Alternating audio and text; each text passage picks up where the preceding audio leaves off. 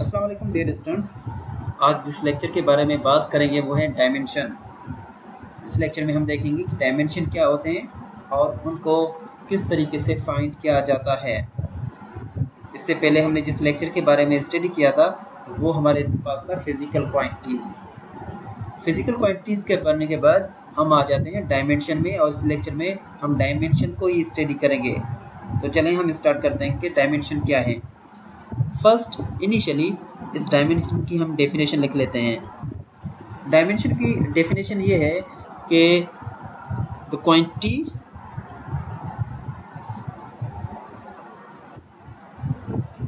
which represents the nature of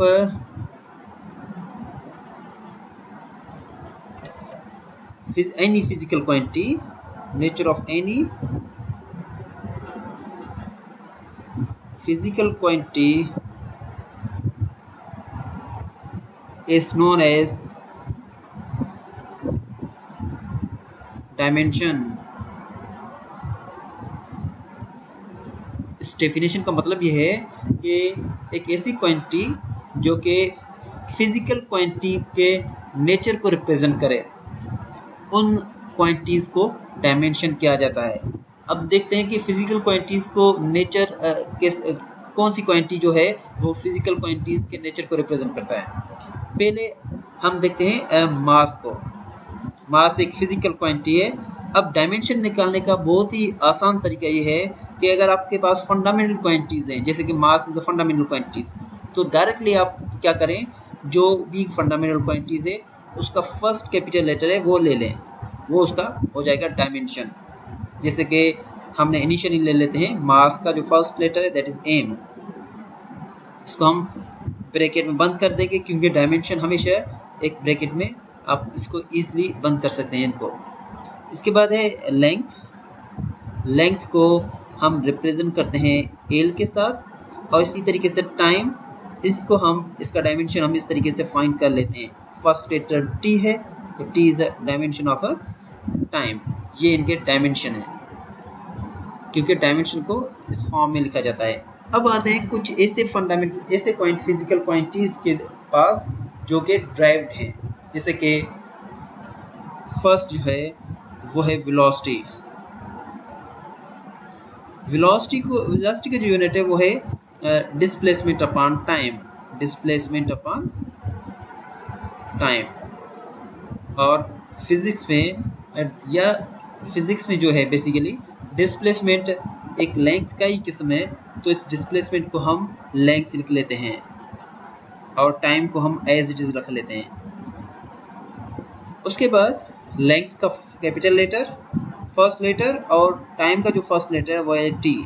इसको आप इस फॉर्मेट में भी लिख सकते हैं। एल टी डिनोमिनेटर में है, ये ऊपर आएगा तो इसका पावर जो है वो रिवर्स हो जाएगा, तो ये हो जाएगा हमारे पास डायमेंशन।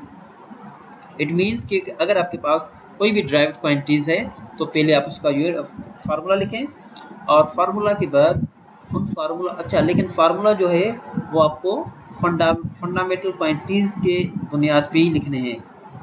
तो उसके बाद आप जस्ट फर्स्ट कैपिटल लेटर उनके ले लें, वो आपका इजीली डायमेंशन हो जाएगा।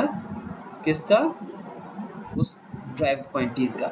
जैसे कि हम सेकंड ले लेते हैं, एक और ड्राइव्ड क्वांटिटीज लेते हैं जो कि एक्सेलरेशन कहलाता है। एक्सेलरेशन का जो नॉर्मल फार्मूला है वो है velocity upon time. Velocity upon time.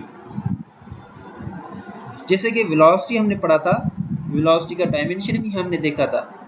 या जस्ट हम फार्मूला लिख लेते हैं वेलोसिटी का, वो है डिस्प्लेसमेंट अपॉन टाइम। वेलोसिटी जैसे कि बराबर है डिस्प्लेसमेंट अपॉन टाइम, और अपॉन टाइम हमारे पास ऑलरेडी ऊपर वाले इक्वेशन में गिवन है, तो हम यहाँ पे लिख लेते हैं। अब देखिए एक क्वांटिटीज ये है और दूसरा ये है, इनके दरमियान एक लाइन है जो कि डिवीजन को रिप्रेजेंट करता है। तो इस डिवीजन को हम मल्टीप्लिकेशन में कन्वर्ट करेंगे। Displacement as it is upon time भी हमारे पास एज इट इज है। जब भी डिवीजन किसी मल्टीप्लिकेशन में कन्वर्ट होगा तो डिनोमिनेटर वाला टर्म जो है वो रिवर्स हो जाएगा, रेसिप्रोकल हो जाएगा। तो ये t टाइम अपान कुछ भी नहीं मीन्स टाइम अपान 1 है तो रिवर्स हो जाएगा, रेसिप्रोकल हो जाएगा, दैट इज 1 अपान टाइम। अब हम क्या करेंगे कि डिस्प्लेसमेंट को रिप्रेजेंट करेंगे लेंथ के साथ और डिवाइड बाय टाइम, एक ये है दूसरा ये है, that is time square length. अब देखें इस एक्सेलरेशन को हम लेके आए फंडामेंटल क्वांटिटीज के बेसिस में। तो अब क्या करेंगे, इनके फर्स्ट लेटर जो है वो ले लेंगे in the capital format. First length का है l और टाइम स्क्वायर का है t स्क्वायर, ये इसका डायमेंशन हो गया। अगर आप इसको एक ही फॉर्मेट में लिखना चाहते हैं, t स्क्वायर को ऊपर लेके आए तो ये इन्वर्स हो जाएगा। ये इनका डायमेंशंस हैं। तो डियर स्टूडेंट्स, ये था हमारा आज का लेक्चर। उम्मीद करता हूँ कि ये लेक्चर आपको समझ में आ गया होगा। अगर आप न्यू हैं तो इस चैनल को सब्सक्राइब करें। Thank you very much. See you again tomorrow.